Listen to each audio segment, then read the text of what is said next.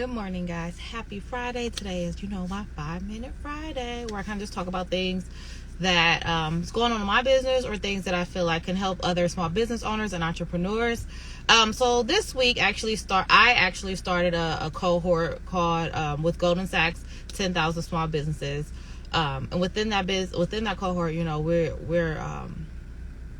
we're charged to be in one location at a facility for about 8-9 hours that day to learn about our business, how to work in our business, work for our business, and how to elevate our business, right?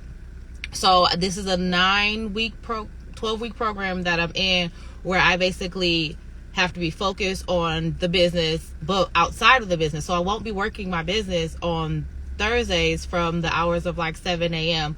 to 6 p.m. And for a lot of us, that is torture, right? It's so bad. And you're like, okay, I can't check up on emails. I can't do this. I can't do this because I'm focused.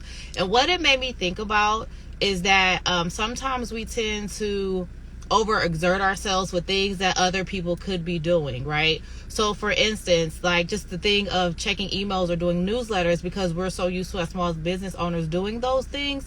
But also at the same time, that's something that we can be hiring someone for. And a lot of the times we're like, oh, well, I don't want to take the brunt of hiring someone and have to be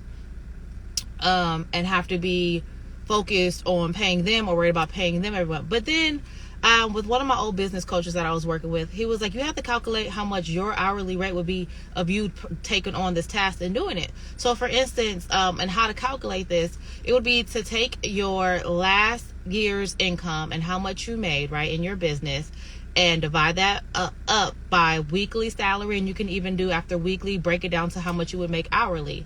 So right now I'm worth $125 an hour.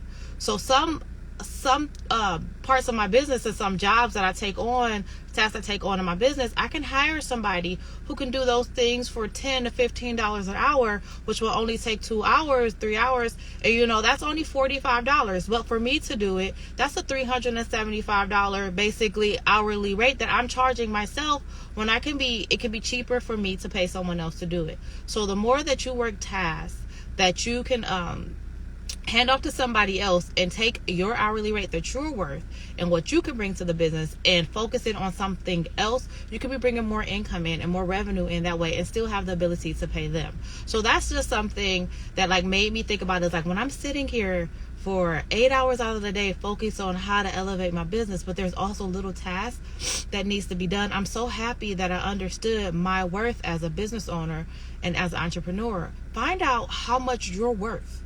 And it changes your total life, your total outlook on life.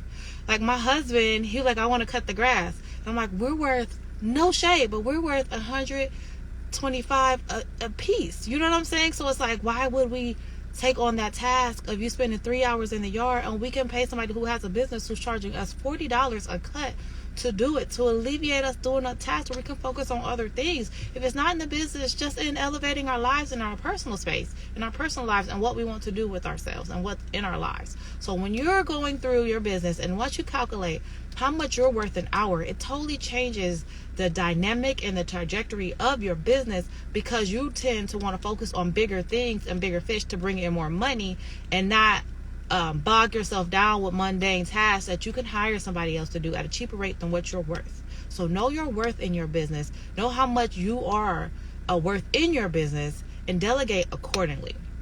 So that's my 5-minute Friday, my little piece of advice, my little tip for the day. I hope you take it, try it out, look at how much you made last year, forecast how much your hourly rate would definitely be for yourself, and make those changes in your business. Even if you can't hire somebody on full time, go to all these Fiverr and all these, the task group or whatever it is online. There's always somebody you can hire to do some tasks that you don't want to do, so you can focus on other things. And also check out your local colleges. They have interns.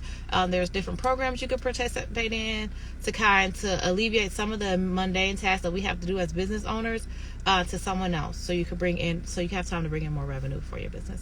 Be blessed. Be great on purpose. That was my 5-minute Friday, guys. Bye.